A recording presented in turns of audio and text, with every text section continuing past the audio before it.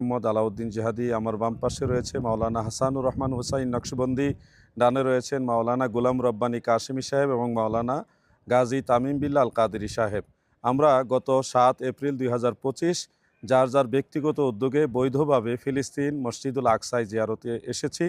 আলহামদুলিল্লাহ এখানে নামাজ আদায় করেছি।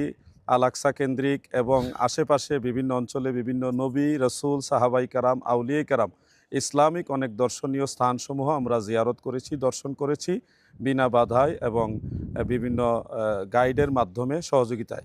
প্রিয় দর্শক, এখানে মুসল্লিরা নিয়মিত ৫ ওয়াক্ত নামাজ আদায় করছেন। অনেকেই বাংলাদেশে প্রচার করছেন মসজিদুল আকসা বিপর্যস্ত হয়েছে, ক্ষতিগ্রস্ত হয়েছে। এখানে বিভিন্ন ধরনের গ্রাফিক্স প্রকাশ করে মানুষকে বিভ্রান্ত করা হচ্ছে। আপনারা নিশ্চিত থাকুন, আমরা আলহামদুলিল্লাহ এক কাফেলা এসে স্বচক্ষে সশরীরে উপস্থিত হয়ে দেখেছি মসজিদুল আকসা অক্ষত রয়েছে, নিরাপদ রয়েছে। তবে ফিলিস্তিনের বিভিন্ন এলাকায় আমাদের মুসলিম ভাইয়েরা এবং বোনেরা, ছোট ছোট শিশুরা সহ তারা বিপর্যস্ত, ক্ষতিগ্রস্ত এবং তারা গণহত্যার শিকার হচ্ছে, যা আপনারা মিডিয়াতে দেখছেন।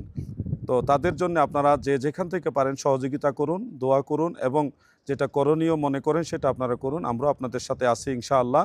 আর আল আকসা মসজিদ এসে বাংলাদেশের সকলের জন্য আমরা দোয়া করেছি, সারা পৃথিবীর মুমিন মুসলমানদের জন্য আমরা দোয়া করেছি। আপনারাও আমাদের জন্য দোয়া করবেন। আল্লাহ তাআলা সবাইকে ভালো রাখুক, সুস্থ রাখুক, বিশেষ করে